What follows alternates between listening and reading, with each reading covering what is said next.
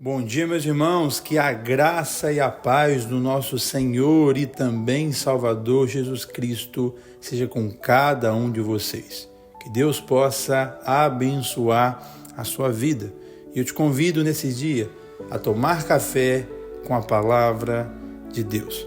Por isso, já prepare o seu café, pegue a sua Bíblia, seu caderno e a sua caneta e vamos juntos meditar na palavra de Deus.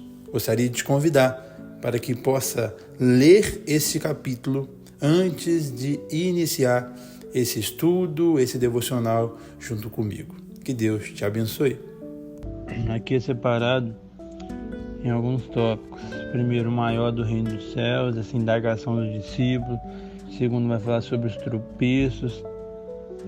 Terceiro, vai falar sobre a ovelha perdida, parábola da ovelha perdida.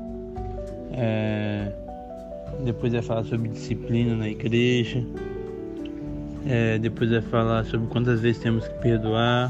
Depois vai usar essa parábola do credo incompassivo, uma parábola linda, riquíssima, que eu particularmente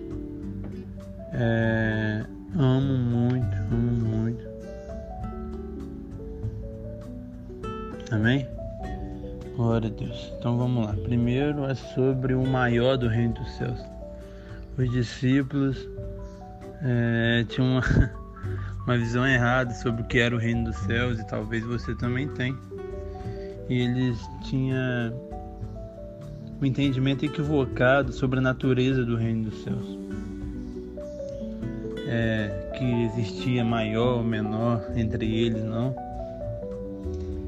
E de Jesus, antes de falar de alguma coisa, ele fala sobre conversão. A gente falou, meu filho, com esse pensamento vocês têm que se converter, e se vocês não for como criança, de modo nenhum entrará no reino dos céus, porque o reino pertence aos humildes e a criança é humilde. E os valores do reino, no 4 e no 5, a gente vai ver que é diferente dos valores do mundo, porque aquele que se humilhar como essas crianças, esse é o maior no reino dos céus. Quem recebe uma criança recebe a mim. Então ele usa a analogia da criança. Por quê? A criança não é soberba. A criança é humilde. A criança, ela é sincera, entendeu? Em tudo que ela faz. Então, e eu acho que a principal característica da criança pra gente, trazer pra gente, é que a criança confia. Você tá numa piscina funda com uma criança, ela confia em você, que ela sabe que você vai segurar, ela não vai morrer afogada. Você joga umas crianças pro alto e ela sabe que você vai pegar ela. Então a criança confia no pai, no amigo, no tio, sei lá, mas ela confia. E você tem que confiar no seu pai. Você tem que confiar. Amém? Do 6 ao 9 vai falar sobre o tropeço, sobre o pecado. É a maior de todas as ameaças da vida. E aqui no verso 6 Jesus fala que ser pedra de tropeço para alguém é pior do que a morte. Provocar escândalo no verso 7 é uma tragédia. Portanto, a atitude contra o pecado deve ser radical, meus irmãos. Porque a gente peca contra a gente, contra o nosso corpo, contra Deus, mas é escândalo para o próximo. Então, o evangelho não é questão de pode ou não pode. É questão de se convém ou não convém. Porque se a gente escandalizar os irmãos e fazer eles tropeçar, isso é ruim, isso não é bom. E isso que Deus condena. Amém? E aqui no verso 10 ao verso 14, Jesus vai falar sobre a parábola da ovelha perdida. Fala que o pastor aqui perdeu uma ovelha e foi procurar. Porventura encontrar em verdade vos digo que o maior sentirá por causa dessa do que pelas 99 que são extraviadas. Então ele está falando sobre a criança, sobre os tropeços que pode fazer essas crianças cair e sobre ela se perder. Então os pequenininhos não podem ser desprezados. No verso 10 a gente vê isso, que os pequenininhos devem ser resgatados. No verso 11 a gente vê isso, que os pequenininhos devem ser procurados, 12 e 13, e que os pequenininhos não devem perecer. E quando fala pequenininho, não fala propriamente criança, pode encaixar criança aqui, mas principalmente os imaturos na fé, entendeu? Aqui em si, do 1 ao 5, fala realmente de criança, para você entender a essência. Mas do 6 ao 9 fala de imaturo na fé. Por quê? É só fazer um pensamento comigo, lógico. Uma criança não fica escandalizada com nada. Ela não sabe o que é certo e o que é errado. Se você, sei lá, beber, se você fazer alguma coisa, ela não sabe. Então Jesus não está falando da criança em si. Começa a falar da criança para usar a essência e também a criança, porque Deus tem um apreço muito grande pelas crianças.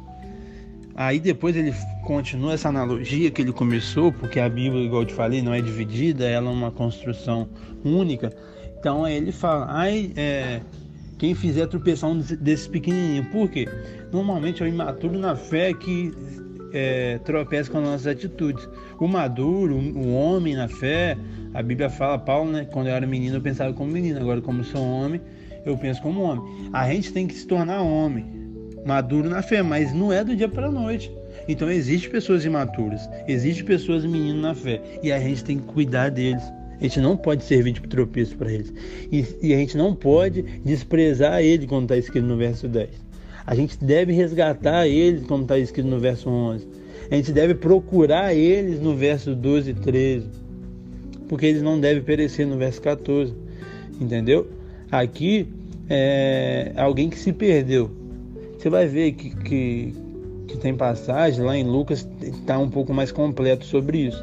Que aqui a gente vai atrás, porque a ovelha se perdeu, é um pequenininho, é um imaturo na fé. Então quando o cara for imaturo na fé, a gente vai atrás, porque ele se perdeu. Mas o caso do filho pródigo, ninguém foi atrás, porque ele já era filho.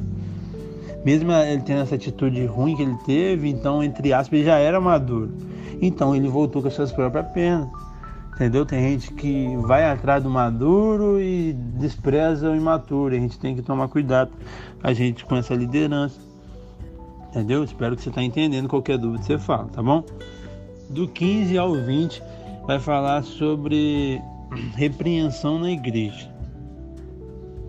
A disciplina cristã, meu irmão, é muito necessária.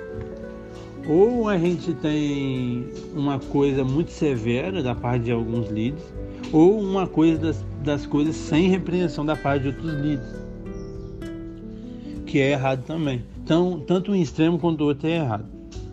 Mas eu vejo mais o lado do extremo de não disciplinar, pelo menos no âmbito que eu enxergo aqui.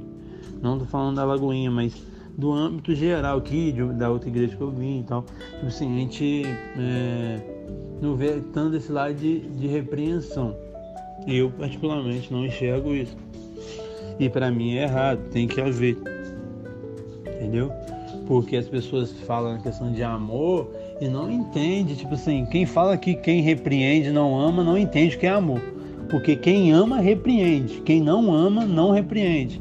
O contrário do amor não é a repreensão. Amor de um lado e repreensão do outro. Não, o contrário do amor é indiferença. Quando você vê a outra pessoa e fala, tô nem, não deixa ela continuar nessa vida. Você não ama, mas se você ama, você vai puxar a orelha e vai exortar.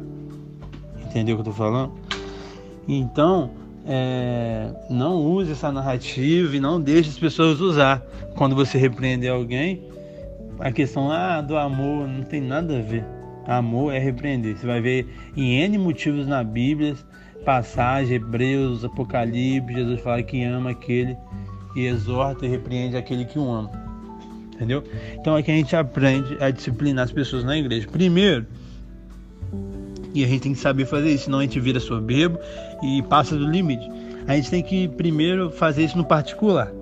O cara errou, opa, mano, vem cá, manda um WhatsApp, fala uma chamada de vídeo, se puder pessoalmente, fala com ele. E aí você vai falar e tal. E não deu, a pessoa não mudou, não parou. Aí você vai chamar um grupo. No verso 17 está falando aqui. Não, 16. 2 ou 3 testemunhas. Você vai falar com ele, ó. Chamo você e mais 3 testemunhas aqui, ó. Cara, eu tô te repreendendo, eu te repreendi no particular, agora perto deles. Eles veem que eu tô repreendendo, pra eles verem. Isso é um testemunho da igreja que eu não tô olhando de tipo assim, de indiferente pro seu pecado. Não tô deixando de te repreender, porque um líder tem que repreender. O cajado do pastor, que é a figura do líder hoje, né? Ele tinha uma parte que era para trazer as ovelhas para perto e outra para bater, para repreender se tivesse fazendo alguma coisa errada. Então, primeiro é particular, depois pedir ajuda para os outros, e terceiro, se não tiver efeito, você tem que chamar toda a igreja e falar para toda a igreja. E se mesmo assim não surtir efeito, o pastor, o líder, pode expulsar e considerar como gente publicano, como incrédulo. Porque, meus irmãos, talvez você soe isso muito radical, muito talvez desumano. Não, mas é isso que está escrito. A gente só não vive isso, mas está escrito isso. E o que está escrito que a gente tem que viver. Por quê, meu irmão? Uma pessoa que não se arrepende no particular, não se arrepende no grupo, não se arrepende para a igreja toda, ela não nasceu de novo. E ela não quer melhorar, porque igual eu falo, a gente não é perfeito, a gente vai errar. E as pessoas falam, a igreja é hospital. Eu concordo, a igreja é hospital, mas ninguém vai para o hospital para ficar em coma. Você vai para o hospital para ser tratado. Talvez seu quadro é difícil, você vai ser tratado devagarinho, vai demorar anos, mas você quer ser tratado, você vai tomar as medicações, vai fazer de tudo para ser tratado, mas você não vai continuar piorando, não por causa biologicamente, porque você está piorando talvez de uma doença, mas você quer piorar, entendeu? Você está entendendo o que eu estou falando? Então, quando a gente fala que a igreja é hospital, a gente tem que pontuar isso. E mediante a isso, a gente tem que manter o caráter espiritual da igreja, né? E aqui ele afirma no verso 18 sobre a autoridade da palavra do Senhor, o poder da oração, que a oração é maravilhosa, é o melhor remédio para a nossa angústia, é o melhor tempo que a gente tem no dia de intimidade com o Senhor. A gente não pode desprezar, meu irmão. Não despreze o tempo de oração. Você tem que ter a intimidade. E a comunhão com o irmão é dispensável, a comunhão com os irmãos é algo mágico. O verso 20 ele vai falar sobre isso. No verso 21 e 22 vai falar sobre... Pedro pergunta quantas vezes tem que pecar, e aí ele falou até 7. Aí Jesus falou 70 vezes 7 é um número fictício, tipo assim, só para ele entender que era muito maior do que ele pensava. Não é para você ficar contando, já perdoou 7 vezes 7, 70 vezes 7, não sei quantos que dá, mas talvez você vai estar contando, já perdoei uma, perdoei duas. Deus já, não é isso, não. A gente tem que perdoar sempre. E para usar isso, ele contou uma parábola, que Jesus gostava de contar parábola, maravilhosa, meus irmãos, maravilhosa. Muito, muito linda, muito linda. Não vou ler aqui porque vocês já leram, mas é um rei, aleluia, é um rei que tinha um servo que devia para ele muito dinheiro mesmo, tipo assim, 5 bilhões hoje em dia, trazendo aqui para os nossos dias atuais. E esse rei perdoou. Esse cara, ganhava 5 mil, não tinha como pagar, ia ter que viver umas 10 gerações para pagar. Esse rei perdoou. Então era a dívida muito grande. E o outro servo, que devia, essa pessoa que foi perdoada, devia, sei lá, trazer no nosso dia, sei lá, 5 mil reais ou até menos, que era uma dívida importante. Qualquer dívida, o dinheiro é nosso, a gente tem que pagar, quem tem que receber não tem problema em cobrar e tal, mas você tem que ter senso. Era errado ele cobrar? Não, mas era antiético. Por quê? Porque ele recebeu uma perdão de 5 bilhões. Como que ele não perdoa 5 mil? E ele não fez assim, tá bom, eu quero que você me pague, mas pode demorar um pouco e você me paga. Não, ele não aceitou. O cara falou que ia pagar e não aceito, e açoitou o cara. E quando o rei ficou sabendo, ele ficou bolado, ficou muito bravo mesmo. Então, uma coisa que a gente tem que entender primeiro, nessa passagem, o perdão que a gente recebe de Deus. No verso 23 fica claro que Deus vai ajustar a conta conosco. Deus é o rei, Deus vai ajustar as contas conosco, verso 23. No 24, do 25, a gente vê que a gente tem uma dívida impagável, não tem como pagar nossa dívida. Aqui, esse dinheiro está representando nossos pecados. Não tem como, irmãos, você pagar a dívida que você tem perante Deus mediante seus pecados. Não tem como. Não adianta você querer pagar, se fazer boa obra para achar que merece. Não merece. Por quê? 26 e 27. O perdão de Deus é um favor imerecido. A gente não merece. E aí sim que ele mostra a sua graça. Entendeu? Ele mostra também ali no 27 que o perdão dele é um perdão completo. É um perdão completo. E perdoou todas as suas dívidas. Todos os seus pecados foram perdoados mesmo. Todos. Até os que você vão fazer ainda. E o perdão de Deus é baseado na sua compaixão. Amém? Então, ele nos perdoou de tudo. E agora é nosso perdão para com o próximo. A falta de perdão, meus irmãos, é uma evidência da dureza do nosso coração, versos 28 a 30. A falta de perdão é um sinal de ingratidão a Deus, verso 32. A falta de perdão desperta a ira de Deus, verso 34. A falta de perdão gera profunda tristeza às pessoas, verso 31. A falta de perdão aprisiona tanto o ofensor quanto o ofendido. A falta de perdão produz flagelos, verso 34. A falta de perdão fecha a porta da misericórdia de Deus para você, meus irmãos. O perdão para com o próximo está condicionado por perdão para com Deus. Por quê? Cara, é inimaginável, é incalculável, é incompreensível a gente não perdoar alguém que pecou 1, 2, 3 vezes que a gente. Pode ser com traição, com calúnia, com roubo, com um monte de coisa. Mas pecou 1, 2, 3, 4 vezes com a gente. Mas a gente pecou 1 bilhão de vezes contra Deus e ele perdoou. Por isso que ele não aceita. Ele não aceita um cristão ser cristão sem perdoar. Eu não estou falando isso sendo indiferente. É coisa mais fácil. Não é. Por que não é fácil? Porque fere o nosso ego. E tudo que fere o nosso ego, nossa alma cresce. Então, não, essa pessoa não merece. Não é isso. Não é questão de merecer. Perdão, meus irmãos, coloca na sua mente. Não é amnésia. Perdão não é amnésia. Perdão você não esquece. Mas a partir daquele momento, você decide perdoar. É como uma ferida. Que quando ela cicatriza, você sabe que aconteceu alguma coisa ali, mas quando você passa a mão não dói mais. Isso que é o perdão, você não vai esquecer que a pessoa fez, mas não vai doer mais. E eu tenho certeza que você talvez não conseguindo, se você pedir a graça de Deus, Ele vai te abençoar. Ele vai te proporcionar. Tá bom? Então essa foi a exposição.